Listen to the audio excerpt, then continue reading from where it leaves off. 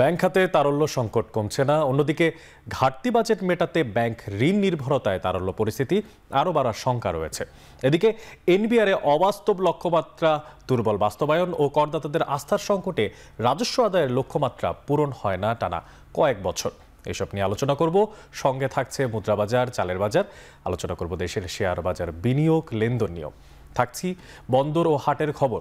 এসব নিয়ে সপ্তাহের শুরুর দিনে বৌনি আয়োজনে সঙ্গে আছি আমি মশিউর অনিক। ব্যাংক খাতে তারল্য সংকট বাড়ায় কেন্দ্রীয় ব্যাংক থেকে টাকা ধারের প্রবণতা এখনো বেশি রয়েছে। গেল জুনে ধার কমেও 2,27,000 কোটি টাকার তারল্য যোগান দিয়েছে কেন্দ্রীয় ব্যাংক। এবার একটু যদি আমরা দেখতে চাই কেন্দ্রীয় ব্যাংক থেকে টাকা ধারের যে কোটিতে পরিমাণ, তার একটু লক্ষ্যমাত্রার দিকে তাকাতে চাই, যেখানে সেপ্টেম্বর 2024 সাল থেকে জুন পর্যন্ত যে লক্ষ্যমাত্রা, সেই লক্ষ্যমাত্রা বা কেন্দ্রীয় ব্যাংক থেকে যে টাকা ধারের প্রবণতা, তার একটা চিত্র আমরা দেখতে পাচ্ছি। একটু প্রথমে দেখাচ্ছি সেপ্টেম্বর 2024 যেই তারিখ, সেখানে আমরা দেখতে পাচ্ছি প্রায় 2 লাখ, প্রায় দেখতে পাচ্ছি এখানে আমাদের আছে 2,05,950 কোটি টাকা। এছাড়া অক্টোবরের দিকে যদি একটু তাকাই তাহলে দেখতে পাবো হচ্ছে 1,84,928 কোটি টাকা। ঠিক যদি একটু লক্ষ্য করেন তাহলে দেখতে পাবেন যে কেন্দ্রীয় ব্যাংক থেকে টাকা ধারের যে পরিমাণ কোটি হিসেবে, সেটা হচ্ছে সেপ্টেম্বরের যে পরিমাণ ছিল তার পরিমাণ থেকে কিন্তু কমেছে নভেম্বরে এসে, তার পরের মাসে এসে ডিসেম্বরে সেই পরিমাণটা আরও কমে যায়। সেখানে দাঁড়ায় হচ্ছে 1,58,533 কোটি টাকা। ঠিক তার পরের মাসটাতে জানুয়ারিতে গিয়ে দেখা যায় যে সেই সূচকটা হুট করেই ঠিক তার সমপরিমাণ বা যেটাকে বলা যায় যে থমকে যায়, সেখানেও গিয়ে ঠিক 1,55,000 বা তার আশেপাশের যে 1,55,578 কোটি টাকায় দাঁড়ায়।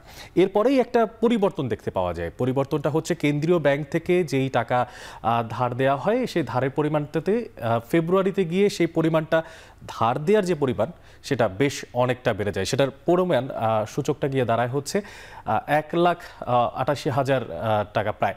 এরপরে মার্চ, এপ্রিল ঠিক 1,88,000, 1,77,000 এবং 1,78,000 প্রায় ঠিক সেম সূচকে থাকলেও ঠিক এই সেপ্টেম্বর থেকে শুরু করে জুন মাসের ভেতরে সবচাইতে বেশি যেখানে কেন্দ্রীয় ব্যাংকগুলো থেকে ধার দেওয়া হয় সেই পরিমাণটা হচ্ছে মে মাসে আমরা দেখতে পাচ্ছি সেখানে আছে প্রায় 2,49,274 কোটি টাকা। এবং তারপরে ঠিক জুনেই ঠিক যদি দেখি যে এই পুরো মাসগুলোর মধ্যে দ্বিতীয় সর্বোচ্চ 2,27,141 কোটি টাকা কেন্দ্রীয় ব্যাংক থেকে টাকা ধার দেওয়া হয়েছে। এ ছিল হচ্ছে ঠিক কেন্দ্রীয় ব্যাংক থেকে টাকা ধার দেওয়ার সুযোগ। তারা কয়েক বছরে রাজস্ব আহরণের লক্ষ্যমাত্রা পূরণে ব্যর্থ এনবিআর। অবাস্তব লক্ষ্যমাত্রা সঙ্গে দুর্বল বাস্তবায়ন ও করদাতাদের আস্থার সংকটে লক্ষ্যমাত্রা পূরণ হয় না। এদিকে চলতি অর্থবছরে লক্ষ্যমাত্রা গেল অর্থবছরের অর্জনের তুলনায় 35% বেশি। একটু যদি আমরা তাকাই অর্থবছর ভিত্তিক রাজস্ব আদায়ের যে লক্ষ্যমাত্রা এবং যেই আদায় তার দিকে, তাহলে দেখতে পাবো যে আমরা 2019-20, 2020-21, 2021-22 যে অর্থবছর, সেই অর্থবছরগুলো প্রথম দিকে দেখতে পাচ্ছি। প্রথমেই একটু আমরা তাকাতে চাই 2019-20 অর্থ বছরের দিকে। 2019-20 অর্থ বছরে ঠিক যেই আদায় এবং লক্ষ্যমাত্রা তার ভেতরে কিন্তু বেশ অনেকটাই ফারাক বা ঘাটতি দেখতে পাওয়া যায়, যেখানে লক্ষ্যমাত্রা নির্ধারণ করা হয়েছিল 3 লাখ কোটি টাকা, সেখানে আদায় করা সম্ভব হয়েছে মাত্র 2,16,451 কোটি টাকা। বিশেষ করে বলে রাখা ভালো হচ্ছে যে এর পরের বছরগুলোতে দিনকে দিন সেই সংখ্যা বা পরিমাপ বাড়লেও যেই ঘাটতি, সেই ঘাটতির পরিমাণ কিন্তু কখনোই পুরোপুরি সম্পূর্ণ করা সম্ভব হয়নি। আবার একটু যদি তাকাতে চাই 2020-21 অর্থ বছরে যেখানে লক্ষ্যমাত্রা নির্ধারণ করা ছিল 3,01,000, সেখানে আদায় করা সম্ভব হয়েছে মাত্র 2,61,689 কোটি টাকা। এবার একটু 2021-22 দিকে তাকাতে চাই, সেখানে আছে 3,30,000 কোটি টাকা, যেখানে অর্থবছর ভিত্তিক রাজস্ব আদায়ের লক্ষ্যমাত্রা ধরা হয়েছিল কিন্তু সেখানেও যেই লক্ষ্যমাত্রা অনুযায়ী আদায় করা সম্ভব হয়নি, সেখানেও ঘাটতি রয়ে গেছে। সেখানে প্রায় আদায় করা সম্ভব হয়েছে 2,94,825 কোটি টাকা। ঠিক ঠিক একইভাবে 2022, 23, 24, 25 পর্যন্ত আমরা আসলে ঘাটতিটা দেখতেই পাচ্ছি। এবং সবচেয়ে শেষ সময় যেই সময়টা 2024-25 অর্থ বছরের দিকে যদি একটু তাকাই, তাহলে দেখতে পাবো যে সেখানে লক্ষ্যমাত্রা যেমন বাড়ানো হয়েছে, তেমনি ঘাটতির পরিমাণটাও কিন্তু কিছুটা কমেছে, তবে আদায়ের সংখ্যা বেড়েছে। সেক্ষেত্রে 2024-25 অর্থ বছরে রাজস্ব আদায় হয়েছিল, লক্ষ্যমাত্রা ছিল 4,61,500, যেখানে আদায় করা সম্ভব হয়েছে 3,70,874 কোটি টাকা। একটু মুদ্রাবাজারের দিকে দেখা যাচ্ছে, মুদ্রাবাজারে ডলারের দাম বাজার ভিত্তিক করার পরেও খোলা বাজারের দাম কেন্দ্রীয় ব্যাংকের দেয়া মধ্যবর্তী দামের চেয়ে এখনও বেশি। এদিকে রিজার্ভ বৃদ্ধি ও আমদানি কমেছে বৈদেশিক মুদ্রার দর। একটু যদি তাকাই বৈদেশিক মুদ্রার বাজারের দিকে, তাহলে দেখতে পাচ্ছি মার্কিন ডলার, যার ক্রয় মূল্য ছিল 121 টাকা 20 পয়সা, যার বিপরীতে বিক্রয় মূল্য 121 টাকা 30 পয়সা। ইউরোতে 141 টাকা ক্রয় মূল্য, বিক্রয় মূল্য 141 টাকা 14 পয়সা। পাউন্ডে 162 টাকা 66 পয়সা ক্রয় মূল্য, বিক্রয় মূল্য 163 টাকা 83 পয়সা। রুপিতে বিক্রয় মূল্য 141 পয়সা, ঠিক একইভাবে ক্রয় মূল্য 141 টাকা 41 পয়সা। ইউয়ানের দিকে যদি একটু তাকাই, তাহলে 16 টাকা 87 পয়সা ক্রয় মূল্য এবং বিক্রয় মূল্য হচ্ছে 16 টাকা 90 পয়সা। একটু চালের বাজারের দিকে তাকাতে চাই। চালের বাজার ভরা মৌসুমে দেশের বিভিন্ন জায়গায় সরকারের নির্ধারিত দামের চেয়ে বেশি দরে বিক্রি হচ্ছে চাল। বাজার সিন্ডিকেট আর মিলারদের মজুতদারিতে দাম বাড়ার অভিযোগ সেই প্রথম থেকেই রয়েছে। এবার একটু যদি আমরা যে চালের বাজারের দাম বৃদ্ধি এবং অন্যান্য যে সমস্ত বিষয় সেগুলোর দিকে একটু তাকাতে চাই, তাহলে আমাদেরকে দেখতে হবে বর্তমানে চালের মূল্য কেমন এবং এক বছর আগে কেমন ছিল, বাৎসরিক মূল্য বৃদ্ধি বা কত হয়েছে। প্রথমে মিনিকেট চালের দিকে দেখতে চাই, যেখানে মিনিকেট চালে ঠিক আজ থেকে এক বছর আগে দাম ছিল 78 টাকা প্রায়, সেখানে হচ্ছে বর্তমান মূল্য সেখানে 85 টাকা। যদি একটু বাৎসরিক মূল্যবৃদ্ধির হারটা দেখতে চাই, তাহলে সেখানে হচ্ছে 14.29% বাৎসরিক যেই দাম, সে দামের কিন্তু বৃদ্ধির তালিকা। এছাড়াও 28 যে চাল, সেই চালের দিকে যদি দেখতে চাই, কেজি প্রতি যেখানে বর্তমান মূল্য 60 থেকে 70 টাকা প্রায়, সেখানে এক বছর আগে ছিল 54 থেকে 58 টাকা। এখানেও যে মাসিক মূল্যবৃদ্ধি সেখানে প্রায় 7.44%। এরই মতো করে স্বর্ণা জাতের যে চাল, সেই চালেও এক বছর আগে ছিল 50 থেকে 54 টাকা, সেখানে সেটা এখন 60 টাকাতে অবস্থান করছে। এবং বাৎসরিক মূল্যবৃদ্ধি যেখানে হয়েছে 10.58 বা 11%।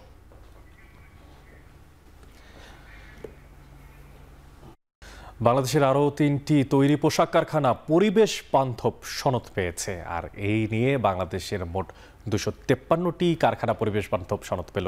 তৈরি পোশাক রপ্তানিকারকদের সংগঠন বাংলাদেশ পোশাক প্রস্তুতকারক ও রপ্তানিকারক সমিতি BGMEA এই তথ্য নিশ্চিত করেছে। এবং কোন 3টি কোম্পানি সেই সনদ পেয়েছে সেদিকে একটু তাকাতে চাই। 3টি সনদের মধ্যে টাঙ্গাইলের মির্জাপুরের confit rainbow dyeing and finishing company রয়েছে। এছাড়া হবিগঞ্জের মাধবপুরে সাইহাম নগরের সাইহাম কটন মিলস ইউনিট 1 এবং হবিগঞ্জের ঠিক কটন যে mills Saiham cotton mills unit 2, এই দুটো কোম্পানি কিন্তু পরিবেশ বান্ধব যে সনদ, সেই সনদ পেয়েছে।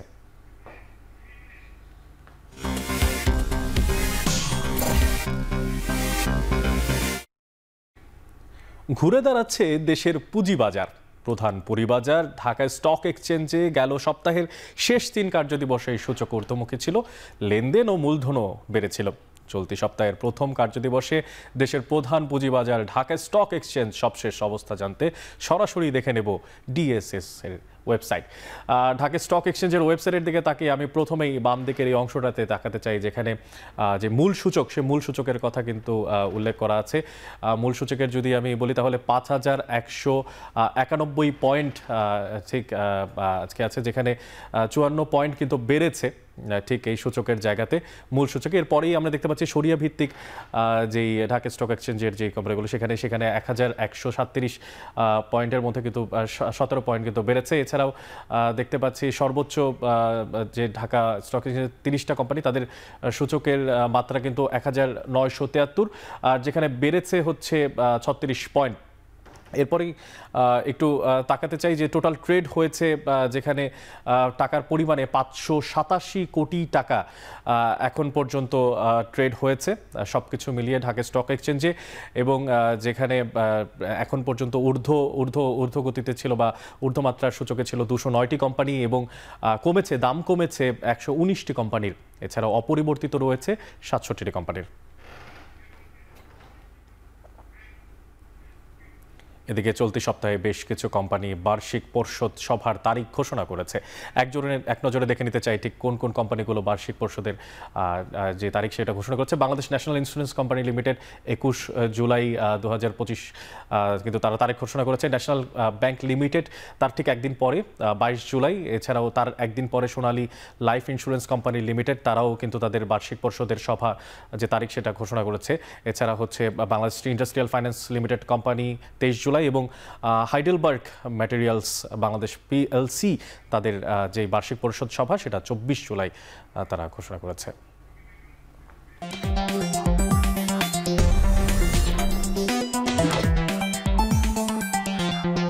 আবারও ফিরে এলাম বিরতির পর। আপনারা দেখছেন বৌনি। ভারত বাংলাদেশ স্থল বাণিজ্যের প্রায় 80% হয় বেনাপোল বন্দর দিয়ে।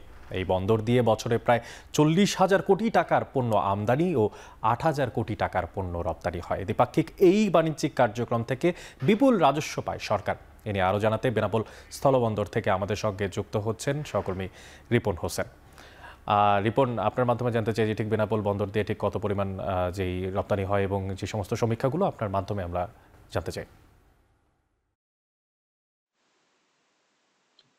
গত 2024-25 অর্থ বছরে বেনাপোল কাস্টম থেকে 6,705 কোটি টাকা রাজস্ব আদায়ের লক্ষ্যমাত্রা নির্ধারণ করে এনবিআর।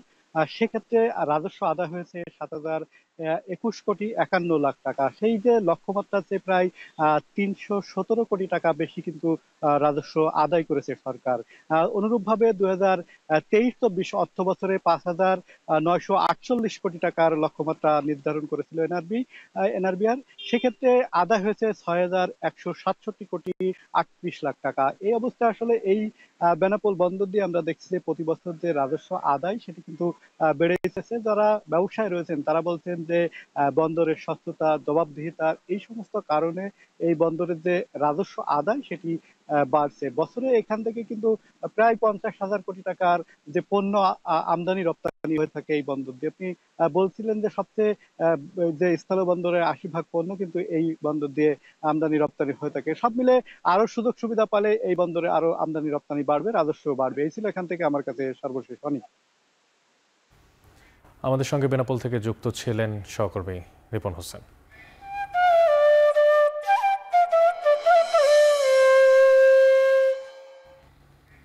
খুলনার ঐতিহ্যবাহী কপিলমুনি বাজারে জমে উঠেছে চুইঝালের হাট। সাপ্তাহিক এই হাটে অনেকটাই কমেছে চুইঝালের দাম।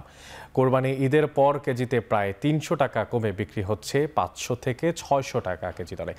কপিলমুনি বাজার থেকে আরও জানাচ্ছেন সহকর্মী রামিন চৌধুরী।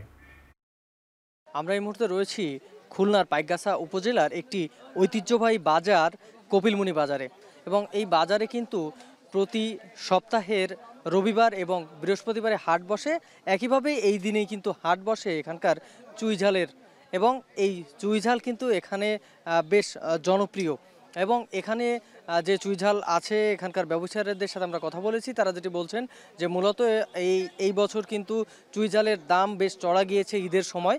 ঈদের পর থেকে কিন্তু আস্তে আস্তে দাম কমতে শুরু করে, এবং বর্তমানে কিন্তু ভালো যে চুইঝাল রয়েছে সেগুলো বিক্রি করা হচ্ছে 500 থেকে 600 টাকা প্রতি কেজিতে, এবং ঈদের আগে কিন্তু এই চুইঝালই বিক্রি করা হয়েছে 800 থেকে 1000 টাকা পর্যন্ত। ব্যবসায়ীরা যেটি বলছেন যে মূলত কিন্তু যে বৃষ্টির যে সময়টা রয়েছে এই সময়ে চুইঝালের যে দাম সেটি কিন্তু নিম্নমুখী থাকে, এবং সিজনের যে সময় বিশেষ করে প্রতি ঈদের কিন্তু চুইঝালের দাম অনেকটাই বেড়ে যায়, এবং এর পাশাপাশি বর্ষা মৌসুম পার হলে কিন্তু আবারও চুইঝালের দাম বাড়ার সম্ভাবনা রয়েছে। এখানে বিভিন্ন সাইজের চুইঝাল আছে। এই দক্ষিণাঞ্চলের বিভিন্ন জায়গা থেকে কিন্তু চুইঝাল এখানে এই বাজারে আসে এবং এখান থেকে কিন্তু আবার চলে যায় উপকূলীয় বিভিন্ন অঞ্চলে এবং সেখানকার মানুষ কিন্তু এই চুই ঝাল কিন্তু এখান থেকে কিনে নিয়ে যায়। এবং এই যে কোপেলমুনি বাজারের যে চুই ঝালের হাট, এটি কিন্তু প্রতি সপ্তাহে 2 দিন বসে বড় পরিসরে এবং বছরের বেশিরভাগ সময় কিন্তু এই বাজারের মধ্যে চুই ঝাল বিক্রি করা হয়। তো সব মিলিয়ে বললে চলে যে এখানকার চুই ঝালের বাজার কিন্তু বেশ জমজমাট এবং এখানে কিন্তু সিজন অনুযায়ী চুই ঝালের দাম ওঠানামা করে বলে এখানকার ব্যবসায়ীরা আমাদেরকে জানিয়েছেন। তো সব মিলিয়ে এই ছিল আমার কাছে খুলনার পাইকগাছা উপজেলার কপিলমুনির চুই ঝালের হাট থেকে সবশেষ খবর। চাঁপাইনবাবগঞ্জের বাজারে কমেছে আম আর বাড়ছে দাম। সপ্তাহের ব্যবধানে বিভিন্ন জাতের আম বেড়েছে মনে 1500 টাকা পর্যন্ত। বিস্তারিত জানাতে কানসাট আম বাজার থেকে যুক্ত হচ্ছেন সোহান মাহমুদ। সোহান, জানতে চাই যে দাম বাড়ার পর কোন আমের দাম কত টাকায় বিক্রি হচ্ছে সে বিষয়টার বিস্তারিত।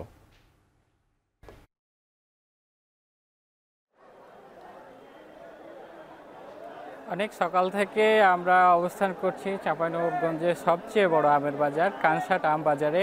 এখানে সকাল থেকে আসার পরে 9টার পরে বৃষ্টি শুরু হয়েছে। সেই বৃষ্টিতে কিন্তু আম বেচা কিনা আটকে ছিল। এইমাত্র বৃষ্টি কিছুটা কমেছে, শুরু হয়েছে এই কানসাট আম বাজারে আম বেচা কেনা। ক্রেতা বিক্রেতাদের হাঁক ডাকে মুখরিত এই কানসাট আম বাজার। তবে আপনাকে বলে রাখি, গত এক সপ্তাহের ব্যবধানে কিন্তু প্রত্যেকটি আমে প্রায় 1000 থেকে 1500 টাকা মনে বেড়েছে দাম। আপনাকে বলে রাখি, গত এক সপ্তাহ আগে এখানকার ফজলি আম বিক্রি হচ্ছিল 1500 থেকে 2000 টাকা মন, যা আজকের বাজারে বিক্রি হচ্ছে 3 থেকে 3500 টাকা মন। এখানে আপনাকে বলে রাখি, এখানকার যে আমরুপালি, এটি অত্যন্ত সুস্বাদু। এই আম আজকের বাজারে বিক্রি হচ্ছে 5500 টাকা মন দরে, যা 4000 টাকা মন ছিল আজ থেকে এক সপ্তাহ আগেও। তবে এই দামে আম বিক্রি করেও কিন্তু চাষিরা লাভবান হতে পারছেন না। অনেকেই ছিল চাঁপাইনবাবগঞ্জের কানসাট আম বাজার থেকে সর্বশেষ। কানসাট আমবাজার থেকে আমাদের সঙ্গে যুক্ত ছিলেন সহকর্মী সোহান মাহমুদ। শেষ করছি এখন বনি। এখন টেলিভিশন ওয়েবসাইটে দেখতে ভিজিট করুন www.এখন.tv। এছাড়া এখন টেলিভিশন ফেসবুকে দেখতে হলে ভিজিট করুন facebook.com/tv.এখন এবং ইউটিউবে এখন টেলিভিশন দেখতে ভিজিট করুন youtube.com/c/এখন tv।